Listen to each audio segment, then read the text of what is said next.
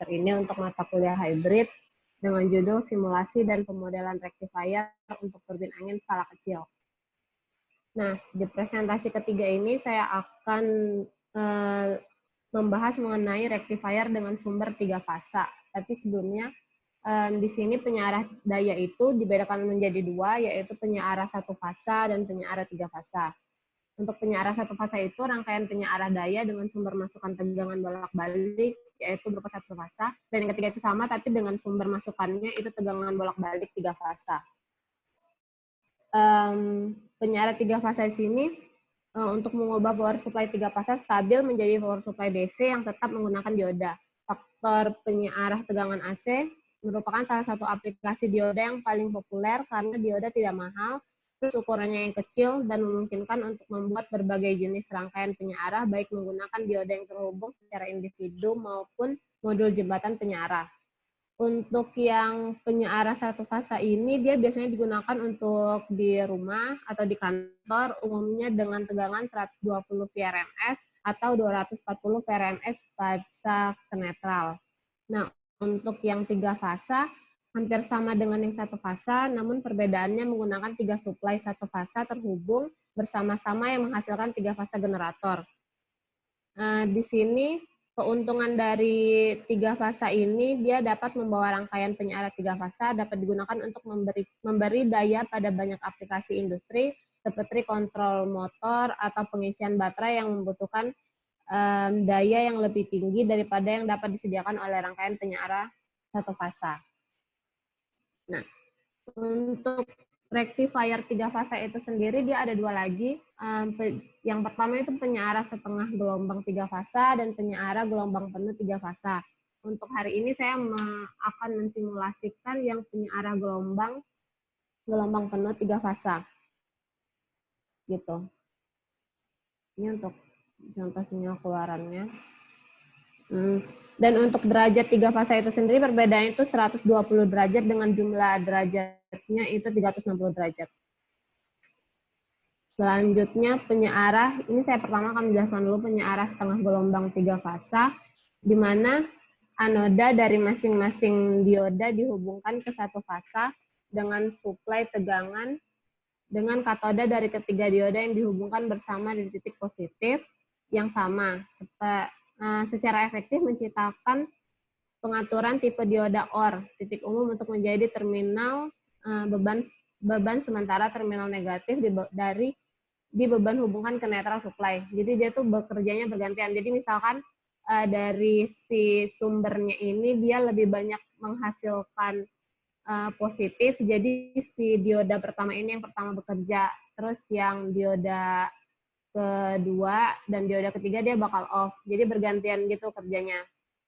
Dan penyearah setengah gelombang ini dia butuh kayak jalur netral gitu untuk menetralkan si diodanya. Untuk sinyal keluarannya, jadi bentuknya kayak gini. Ini sinyal inputnya. Jadi dia ada 3 sinyal input karena dia tadi 3 fasa dan sinyal keluarannya seperti ini. Dapat dilihat bahwa penyearah setengah gelombang seperti dioda melewati arus untuk sepertiga dari setiap siklus dengan bentuk gelombang output menjadi 3 kali frekuensi input supply. Jadi ini itu 1 kali sinyalnya itu 3 kali si keluarannya itu. Nah ini untuk persamaan yang penyearah setengah gelombang penuh dengan sumber 3 fasa. Ini untuk mencari nilai tegangan DC-nya dan sebagainya. Nah, yang selanjutnya itu penyearah gelombang penuh 3 fasa. Di sini saya menggunakan, untuk yang simulasi yang saya lakukan itu menggunakan rangkaian ini. Gelombang penuh 3 fasa. Jadi setiap fasa menghubungkan antara sepasang dioda satu dengan sepasang konduktor daya dari sisi positif beban. Sedangkan dioda lainnya daya sisi negatif beban. Jadi di dioda D1, D3, D2, dan D4 berbentuk jaringan penyearah jembatan antara fasa A dan fasa B. Demikian pula dioda D3, D5, D4, dan D6 antara fasa B dan fasa C. Dan D5, D1, D6, D2 antara fasa C dan fasa A. Jadi di dioda D1, D3, D5 mengumpankan rel positif dan bergantung pada yang mana yang memiliki tegangan lebih positif pada terminal anodanya. Gitu. Pokoknya dia kerjanya bergantian juga.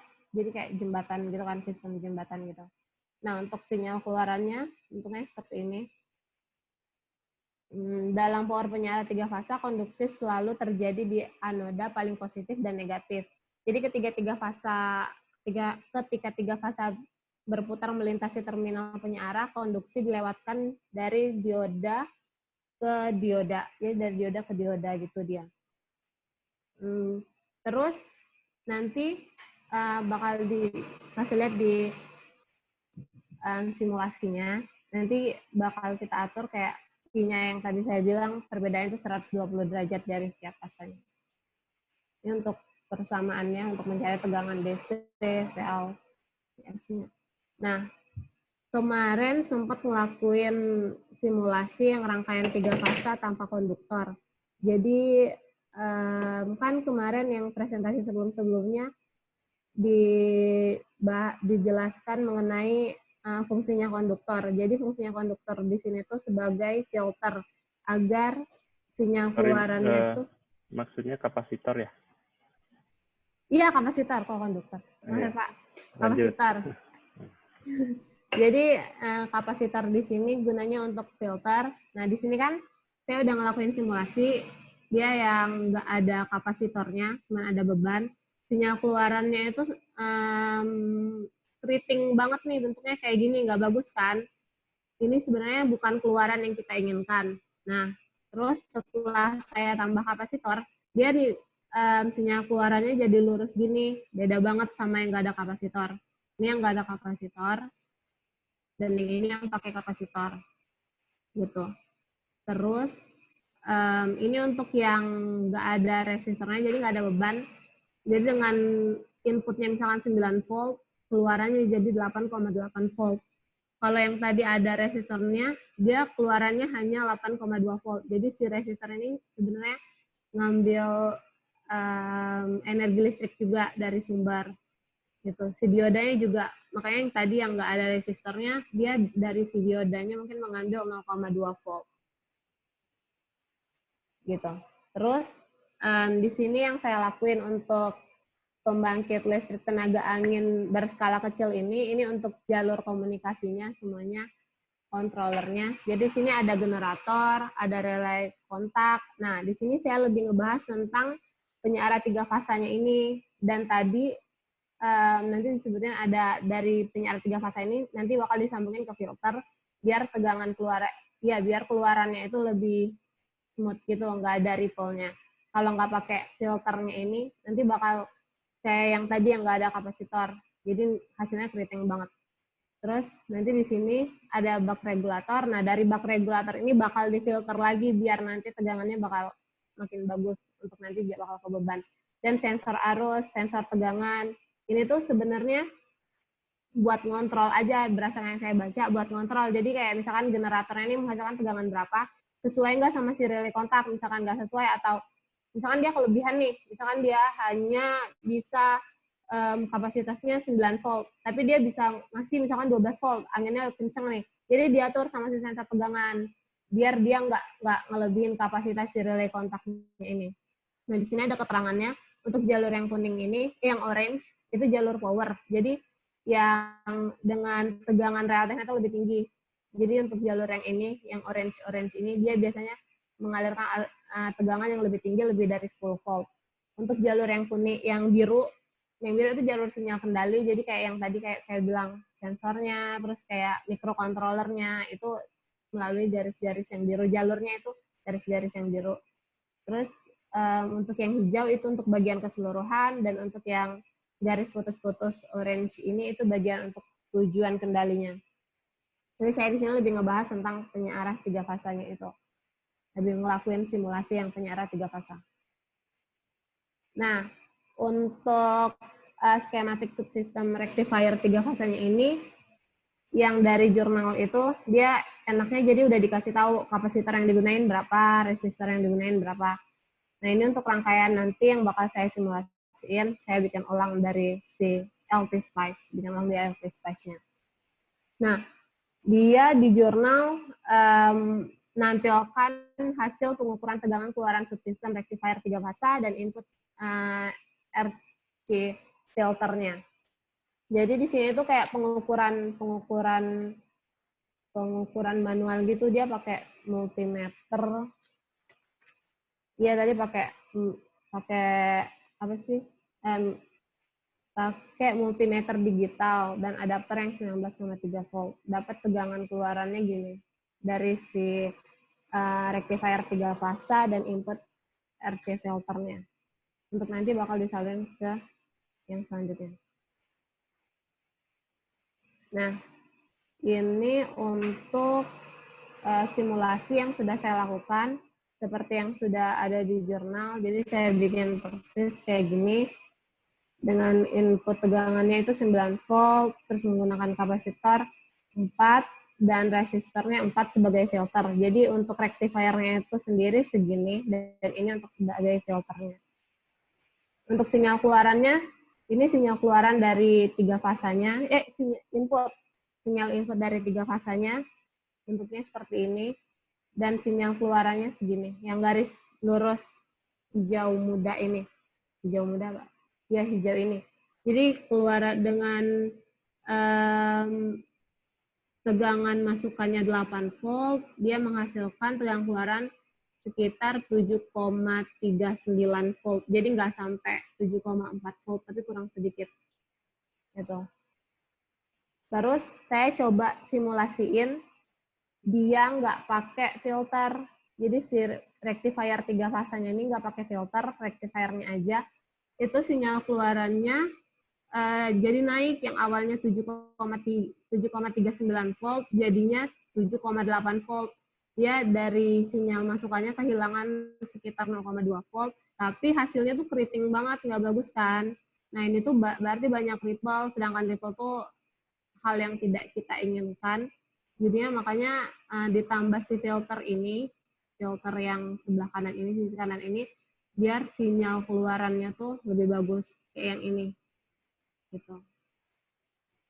Ya, udah. Terima kasih, teman-teman. Baik, terima kasih Mbak Heni atas presentasinya. Tadi kalau nggak salah mau menunjukkan simulasi atau tadi slide 17 sampai 19 tuh simulasi ya maksudnya? Iya, itu simulasinya, Pak. Oh, oke. Iya, baik. Hasilnya. Ya, terima kasih. Sebelum saya berkomentar, bertanya, apakah ada dari rekan-rekan di kelas yang mau bertanya? Minimal 4 ya.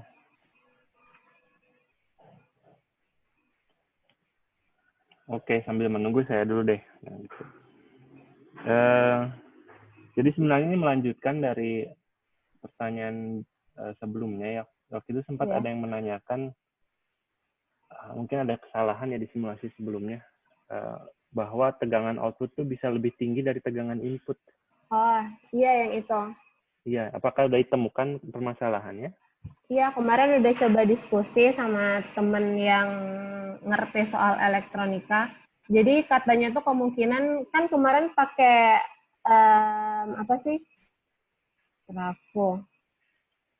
Iya, pakai trafo. Jadi dia bisa, kayaknya kemarin saya pakai yang step up, bukan step down, Pak. Jadi dia menaikkan tegangan. Kan kalau misalkan dia yang step down itu menurunkan tegangan. Nah, mungkin saya kemarin tuh pakai yang step up. Makanya tegangannya itu lebih tinggi dari si inputnya, tegangan keluarannya, karena dia menaikkan tegangan. So, diskusi sih gitu, Pak. Oke. Jadi memang karena trafonya step up ya. Jadi iya. ada Oke. Ada faktor menaikkan tegangannya dari input yang kita berikan. Dan kedua dari saya ini adalah mengenai input filter ya. Artinya filter itu berada di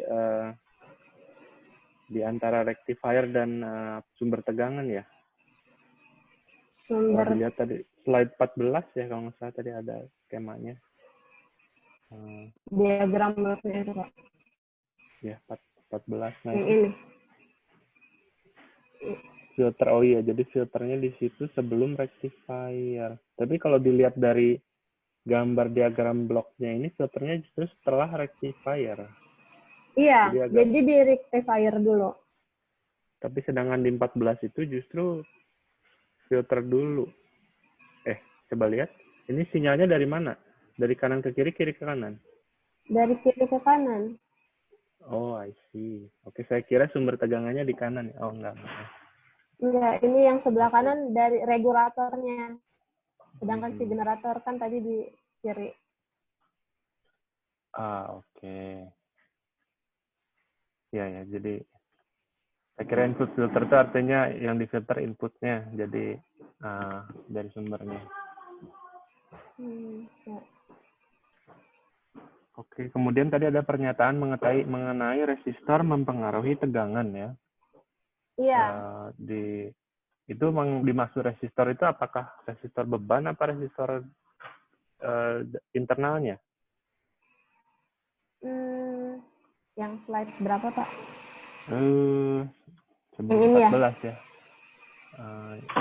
Iya itu di situ R1 itu ya 1 kilo. Ini dia sebagai beban si resistornya.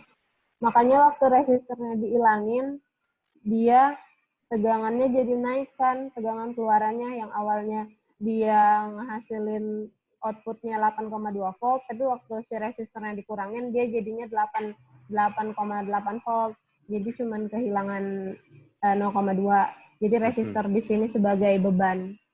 I see. Oke, ya make sense sih. Jadi semakin banyak bebannya ya tegangannya bisa semakin menurun ya. Iya. Tapi sebenarnya misalkan dia yang kalau kita pakai persamaan V sama dengan I kali R itu semakin besar yang teori saya baca juga. Jadi si R itu kalau dia bukan sebagai beban, dia tuh bisa semakin besar nilai R, maka semakin besar juga tegangan yang dihasilkan. Kemarin juga udah coba-coba simulasi juga, ngetes-ngetes gitu kan, ngecek yang teori itu. Emang bener sih semakin gede nilai resistor yang kita kasih, sedikit demi sedikit si tegangan keluaran itu makin gede juga, kayak naik 0,1 volt, 0,2 volt, naik gitu. Tapi kan dari si diodanya atau dari komponen yang lain dia ada standarnya sendiri untuk misalkan tegangan resistornya maksimalnya berapa gitu. Oke. Berdasarkan teorinya sih gitu katanya. Oke, baik. Terima kasih. Nampaknya sudah ada yang bertanya di chat ya. Boleh silakan dibaca. Yang lain juga silakan bertanya via chat. Boleh. Boleh dirinci lagi Mbak perhitungan penentuan nilai kapasitor online digunakan untuk simulasi keseluruhan. Jadi kalau berdasarkan simulasi ini penentuan nilai si kapasitor dan lain-lainnya itu ya jadi saya tinggal nyalin aja dari jurnalnya. Tapi misalkan kita mau tahu si komponen-komponennya yang lain tuh pakai persamaan yang tadi sih, yang ini kan. Nah, yang ini karena diskusi sama yang lain. Jadi kita harus tahu dulu, sebenarnya kita harus tahu dulu inputan yang kita mau, input dari simulasi yang kita mau tuh berapa. Misalkan kan kayak PLTB, ya pembangkit listrik tenaga angin. Nah, kita harus tahu dulu inputnya berapa si PLTB-nya itu, terus keluarannya berapa, nanti kita hitung di sini, kita baru tahu nanti sebenarnya komponen dengan spek apa yang cocok untuk si simulasi atau komponen rangkaian yang mau kita bikin. Tapi kalau kata hasil diskusi sama teman-teman saya yang kayak anak elektronika, anak elektro gitu, katanya sebenarnya kayak diodanya pun hampir rata-rata semuanya itu sama fungsinya. Jadi diodanya itu hampir semua jenisnya itu sama fungsinya. Terus kayak si resistor, ya kita harus sesuaiin aja dari output yang kita mau, resistornya yang berapa gitu-gitu kan. Ya pokoknya bisa, dari persamaan ini kita bisa tahu nanti yang kita butuhin itu gimana. Asal kita tahu inputnya berapa dan keluaran yang kita mau itu berapa. Gimana Van, lanjut ya? kesimpulan yang diperoleh dari simulasi ini gimana Mbak? Lebih spesifik hubungan dengan judul dan penggunaan elective space itu sendiri. Jadi,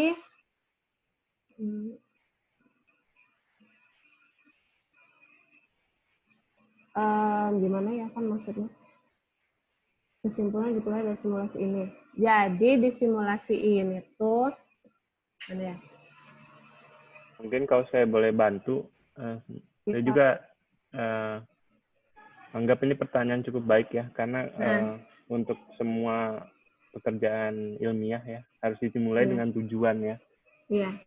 Jadi dengan tujuan yang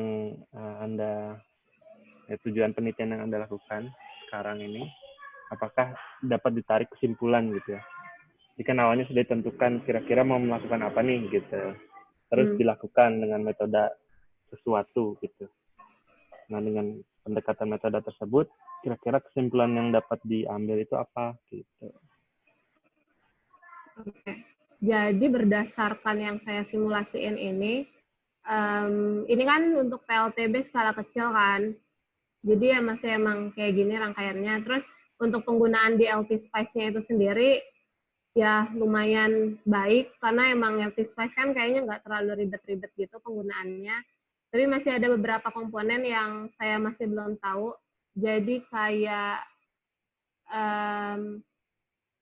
di multisim tuh ada namanya komponen yang bisa buat tahu arusnya berapa, tegangannya berapa. Aduh lupa namanya itu apa. Lupa yang untuk tahu sinyalnya itu.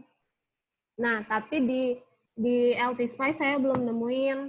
Terus untuk rangkaiannya yang sebenarnya kemarin diskusi sama Bagas, untuk rangkaian 3 fasa ini sebenarnya itu kurang direkomendasikan untuk kita mau implementasikan di dunia nyata. Apalagi misalkan kayak menggunakan di lab kan. Nah, rangkaian 3 fasa itu kan sebenarnya jarang dan agak susah. Kata Bagas sih kurang ekonomis. Jadi alangkah baiknya kita tuh menggunakan yang 1 fasa, katanya gitu. Untuk rectifier, karena kan rectifier nggak yang ini banget. Jadi diusahain kayak pakai yang saran dari hasil simulasi saya ini, kalau emang mau diimplementasikan di dunia nyata, apalagi misalkan kayak ruang lingkup kecil kayak di lab gitu kan, bukan yang industri yang besar gitu kan, itu kalau pakai yang 3 fasa itu kurang ekonomis, baiknya sih gunain yang 1 fasa gitu. Dan untuk penggunaan LT Spice sendiri itu rekomen sih kayaknya. Oke. Rekomen. Untuk sampai saat ini sih masih suka-suka aja pakainya karena nggak terlalu susah banget. Tapi saya masih belum nemuin yang kata saya tadi bilang yang di multisim ada komponen apa tapi lupa namanya. Yang supaya kita tahu, ini kan cuma bisa ngeluarin sinyal doang nih, sinyal keluaran input doang. Nah, yang di multisim itu dia ada untuk tahu si arusnya berapa, ininya berapa, jadi lebih spesifik gitu. Tapi kayaknya di Altispice ada juga deh, karena kan dia satu perusahaan gitu sama si Multisim. Gitu. Gimana, Van? Randy, apa bisa ikut komentar sesama pengguna Altispice?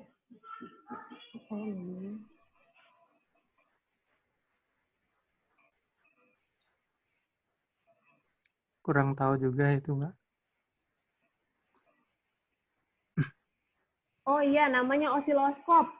Ada nggak tren di Altispice osiloskop? Kayak simulasi dinamis apa gimana maksudnya? Dia kayak simulasi gini, tapi dia ditambahin osiloskop gitu biar tahu kayak arusnya berapa. Kan kalau di Altispice, yang ketahuan kan sinyal input sama outputnya aja nih, kayak yang di slide ini nih, yang atas. Nah, tapi kalau di osiloskop kan kita bakal tahu kayak arusnya berapa sih dia gitu. Kayak gitu tren. Kalau setauku di LT Spice nggak bisa sih simulasi yang sifatnya dinamis. Tapi kalau untuk mengukur arus sama daya, itu caranya sebenarnya kalau mau mengukur arus itu kita ngekliknya bukan di garis, bukan di jalur, tapi ngekliknya di komponen. Itu bukan buat spek. Coba kayak misalkan Yang mana? Yang ini. Muncul nggak sih nih? Nggak kelihatan. Nggak kelihatan ya, Pak? Iya, mungkin share Ulang ya? screen. Coba share screen, Ulang jangan ya? share application. Ini udah? Bukan ini. Dia muncul. Ini kan? Nah, gimana tren tadi? Kayak speknya gitu ya? Di ini apa, di katakanlah di resistornya. Nah, Nah, itu di begini gitu. klik kanan. Tapi Oh, kita running dulu. coba ya. Dia running. Oke, yang ini. Nah, Terus, itu kan coba di cancel dulu. cancel. Itu ada dua jenis apa ya, kursor. Kalau dia gambarnya hitam-hitam ada panah gitu. Ini. Nah, kalau itu kan probe. Probe itu untuk mengukur tegangan. Heeh. Dia akan mengukur tegangan relatif terhadap ground. Ya. Jadi kalau tegangan itu kan harus ada dua titik ukur gitu. Nah, defaultnya kan salah satunya yang ground. Nah, kalau untuk arus itu satu titik ukur, dia di komponennya lewatnya berapa. Jadi diarahin ke komponen, ganti kursornya. Gini. Atau yang tadi? Yang ini. Gitu, coba diklik. Yang ini. Ya, Klik kanan. klik kiri aja. Kiri. Nah, itu dia jadi arus itu. Oh, Nah, kalau misalkan kontrolnya ditekan. kontrol. Eh, bukan kontrol ding, coba shift atau alt. Shift coba. Shift. Ditekan. Coba lepas yang coba alt. ALT.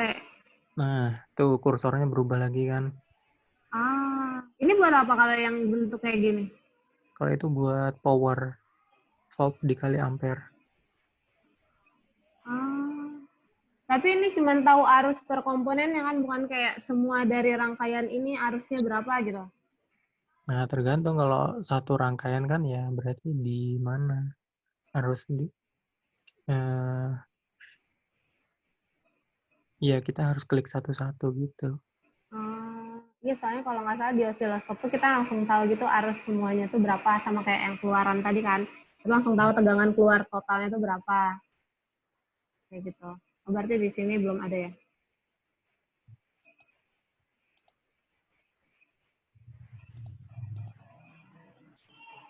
Baik, silakan dilanjut ke pertanyaan selanjutnya mungkin. Oke.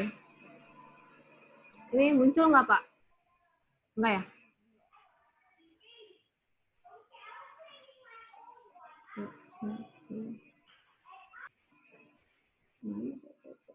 Ya. Fani. Di hasil simulasi untuk tegangan keluar kan ada yang warna biru, merah, dan hijau. Itu artinya masing-masing warna apa? Yang ini, Dek. Yang ini. Ada enaknya di sini aja ya. Nah, jadi yang biru itu sebenarnya bukan keluaran. Jadi ini tuh yang biru ini itu biar gede ya.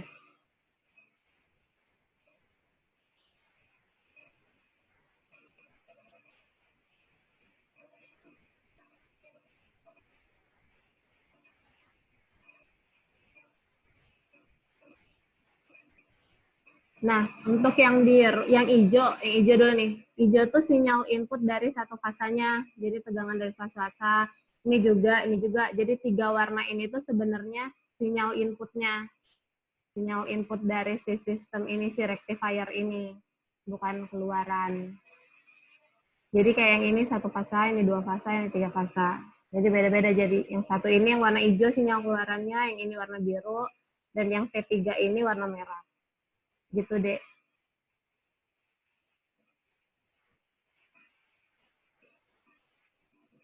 Oke, Dek. Udah ya. Apa yang terjadi, Kak, kalau misalkan untuk turbin ini menggunakan setengah gelombang 3 fasa, tidak menggunakan gelombang penuh? Jadi kalau misalkan dia setengah gelombang, tuh kayak dia tuh kurang maksimal gitu loh. Dan kayak yang aku bilang tadi, kan 3 fasa ini sebenarnya kurang ekonomis untuk dunia, untuk diimplementasikan. Disarankan untuk yang 1 fasa gelombang penuh. Karena yang setengah gelombang itu kurang maksimal gitu dia, makanya lebih baik kayak kan kalau setengah gelombang tuh dia cuma ngambil yang sinyal-sinyal atasnya aja gitu loh, yang bagian positifnya. Sedangkan yang bagian negatifnya dia diabaikan, makanya lebih baik ngegunain yang um, gelombang penuh biar lebih maksimal. Karena kan kita kayak butuhnya tuh tegangannya yang lebih besar kan, biar semuanya tuh kepake gitu. Gitu Hil. Tapi untuk diimplementasikan sih lebih baiknya gunain 1 fasa dan itu gelombang penuh juga, bukan yang setengah gelombang. Kayak gitu. Oke, Kak. Makasih, Kak. Ya, sama-sama. Oke, baik. Nampaknya belum bisa show simulasinya. Pertanyaan atau apa itu dari Bagus? Kayaknya itu waktu tadi deh yang aku jelasin itu, Pak. Bagus. Gimana maksudnya belum bisa show simulasi?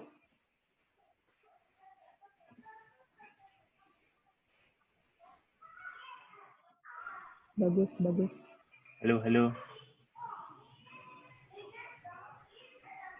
Bagian dia, curhat nampaknya. Oh, kirain yang punya saya. Oke.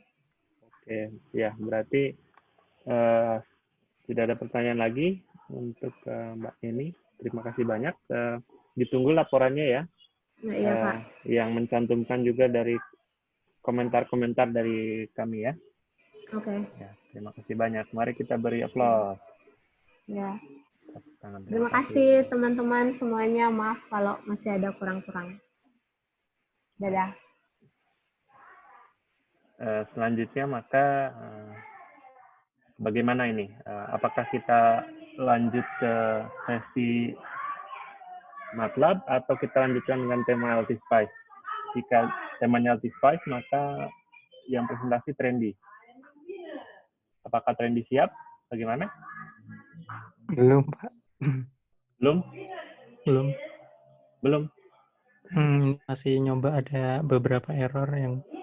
I see, oke. Dan kalau begitu ya kita kembali ke rencana awal, kita beralih ke software lain yaitu MATLAB. Maka presentasi selanjutnya akan diberikan oleh Mbak Hilda. Silakan di-share screen-nya. Ini udah ada, Pak. Udah keluar, silakan. Oke, Assalamualaikum warahmatullahi wabarakatuh. Waalaikumsalam warahmatullahi wabarakatuh.